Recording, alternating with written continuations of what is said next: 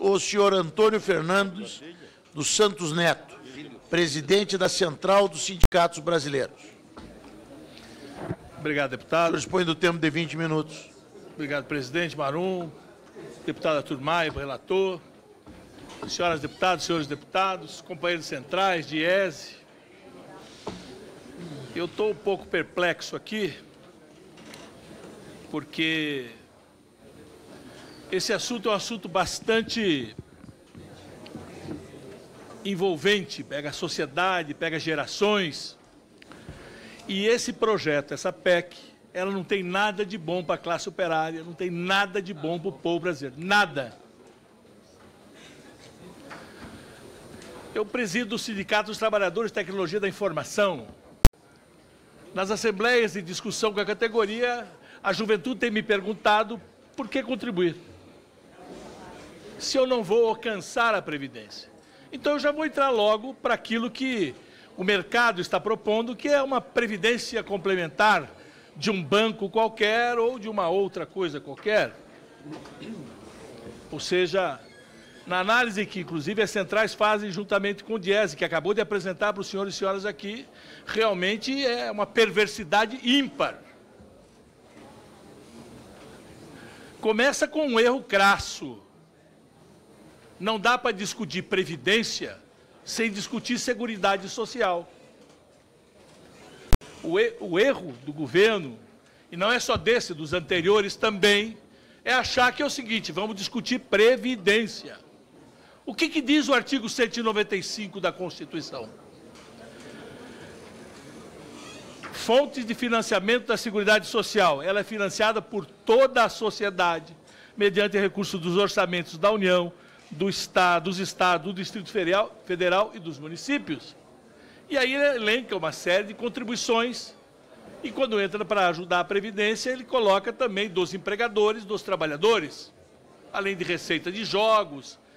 Mas isso esquece que, ao longo de 10 anos, uma década inteira, senhor relator, o superávit da Seguridade foi de 500 bilhões de reais, excluindo desses 500 bilhões o que foi tirado como DRU. É só olhar os dados. 2007, 75 bilhões, 2008, 64 bilhões, e assim sucessivamente, ao acumularmos 500 bilhões de superávit. Até na matemática ou na aritmética que o governo faz, quando ele isola e retira a Previdência de dentro do sistema de Seguridade Social, pega uma só fonte de receita, que é a tributação sobre folha de pagamento, entre o que paga o empregador, recolhe dos trabalhadores mais a empresa, e menos aquilo que foi pago para a Previdência. Aí aponta um déficit de 56 bilhões e 51 bilhões, 214 e 215. Se fosse calculado como rege a Constituição, já seria um superávit de 56 bilhões em 2014. Ou seja, fazem a matemática e a aritmética que lhe interessam. E agora vem com uma PEC altamente modificadora e que é profundamente danosa a todo o povo brasileiro. Uma visão financista. Começa com uma mentira na televisão dioturnamente, dizendo: isso aqui é um pacto de gerações. Hoje temos menos gente pagando para a Previdência do que aqueles que estão aposentados.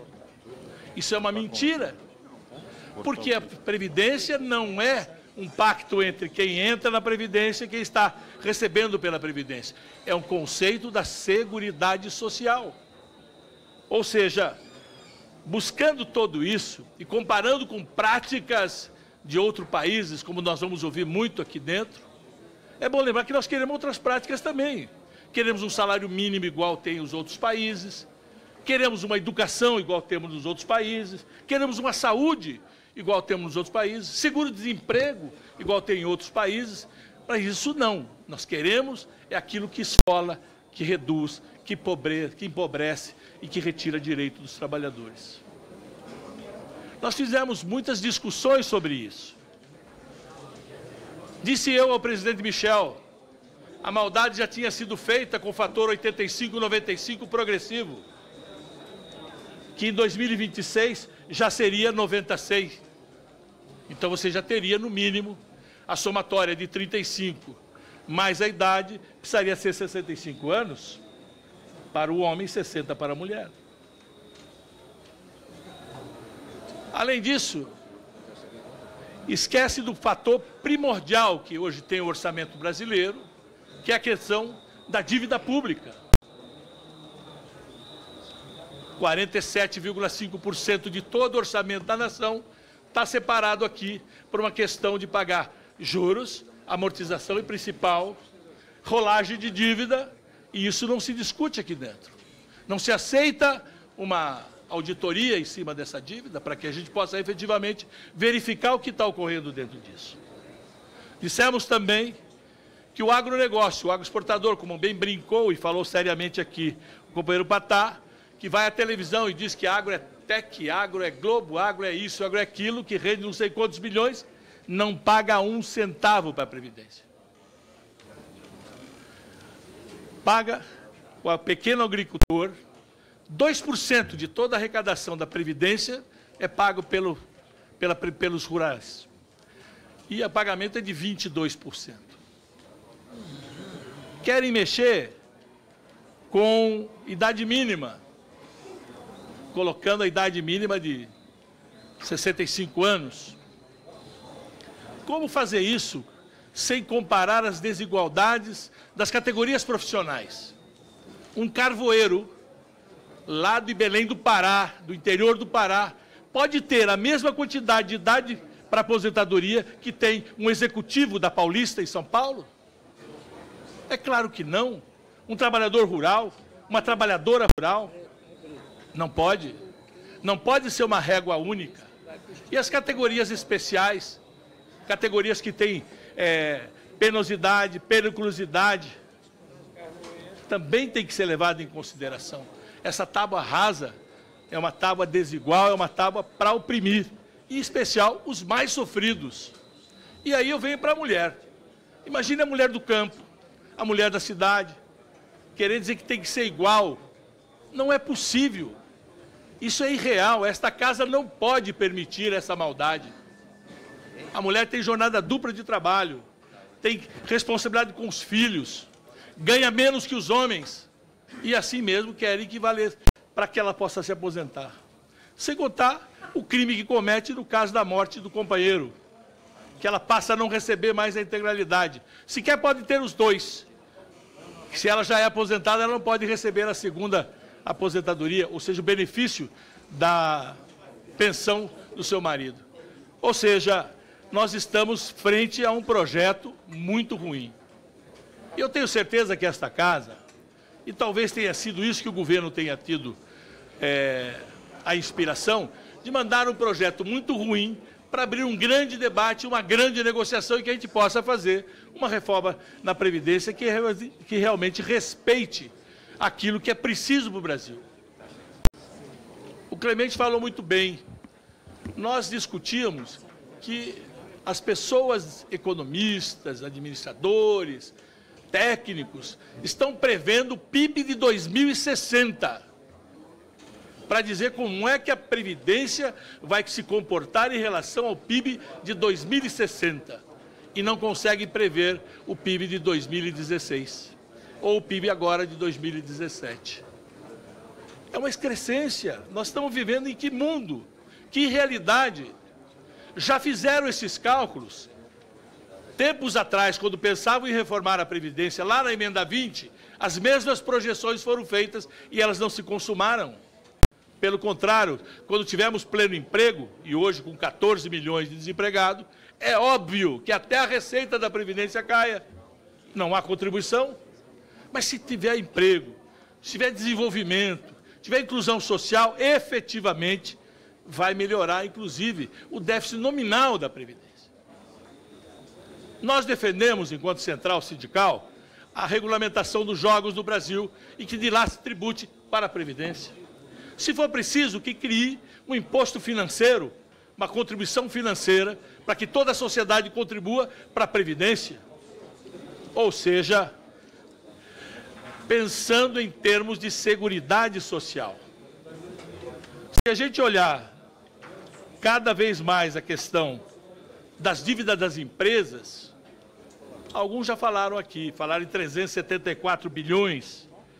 A gente chegou ao cálculo na nossa central em 392 bilhões. Sendo que desses 392 bilhões, o Clemente falou que 10% só seria recebível.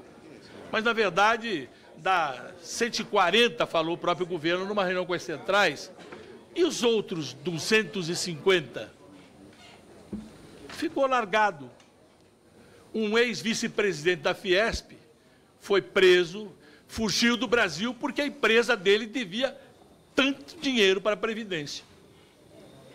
Agora, senhores deputados, senhoras deputadas, o governo soltou uma medida agora bastante interessante, que é a retirada das verbas das contas inativas do Fundo de Garantia. Todos nós aplaudimos porque isso vai injetar um dinheiro na economia. Qual está sendo a surpresa de que os trabalhadores estão tendo agora quando vão até o banco retirar o Fundo de Garantia? 7 milhões de trabalhadores estão com as suas contas inativas sem depósito, que as empresas não depositaram, deputada. Estou falando do Fundo de Garantia.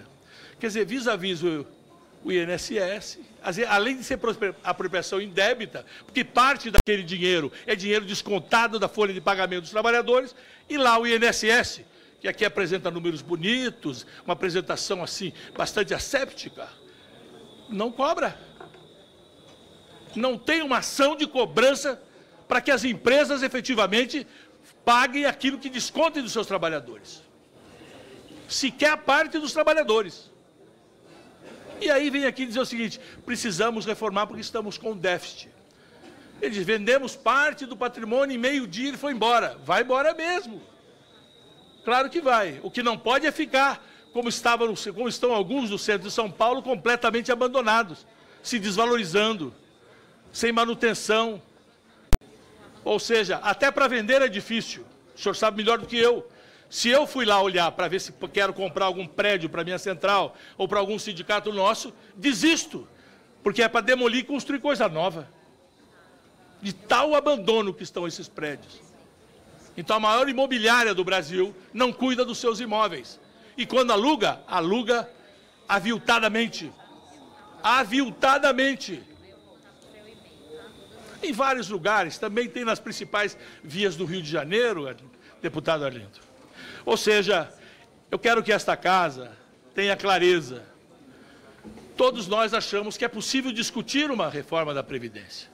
Aliás, quando em 98, na emenda 20, perdeu-se a discussão da idade mínima, tomamos um golpe, que foi o golpe do fator previdenciário, e que não conseguimos tirá-lo até agora há pouco, quando aprovamos o fator 85-95 progressivo. Aliás, ele continua o fator previdenciário e nós fazemos a opção, o que é mais benéfico para a minha aposentadoria. Então, esta casa não pode perder a oportunidade de fazer uma reforma séria. Eu creio que o governo manda um emaranhado de propostas que todos sabem que são inexequíveis, que são criminosas e que nós devemos aperfeiçoá-las nesta casa. É uma obrigação que esta casa tem.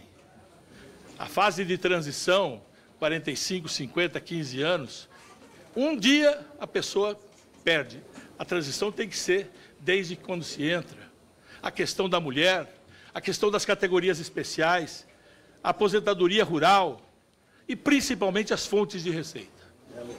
Nós não podemos perder a oportunidade de fazer com que aqueles que levam muito dinheiro nesse Brasil sejam as áreas financeiras, as áreas agroindustriais, agroexportadoras, que contribuam para que a gente possa ter uma previdência sadia e cumprir o que está no 195. É algo que toda a sociedade deve cumprir, porque um dia todos os cidadãos brasileiros acessarão a Previdência. Com isso, nós acreditamos, deputado, que o material que o Diese está disponibilizando para esta comissão é o material que a CSB subscreve e que as demais centrais também, que é fruto do debate interno entre as centrais e o Diese, para que a gente possa formular e acrescentar para esta comissão. No mais, é um apelo a esta casa. Vamos fazer justiça.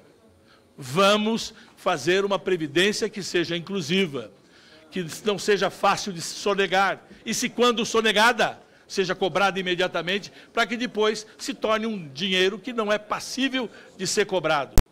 Por isso, companheiros das centrais, senhores deputados, senhoras deputadas, esta é a visão que nós temos para esta PEC, que nós consideramos uma PEC, infelizmente, vinda num momento inadequado, um momento difícil de se discutir, inclusive, com um exército desempregado de 14 milhões de trabalhadores. O que nós precisamos, primeiro, é fazer um projeto de desenvolvimento, geração de emprego, retomada do crescimento, absorção dessa mão de obra que está desempregada, para depois aí ter dados mais concretos para podermos discutir uma reforma previdenciária. Muito obrigado, senhor presidente. Muito obrigado, senhor Antônio Fernandes. Passo a palavra ao senhor Gilson Reis, que representa a CTB, para discorrer por 20 minutos. O senhor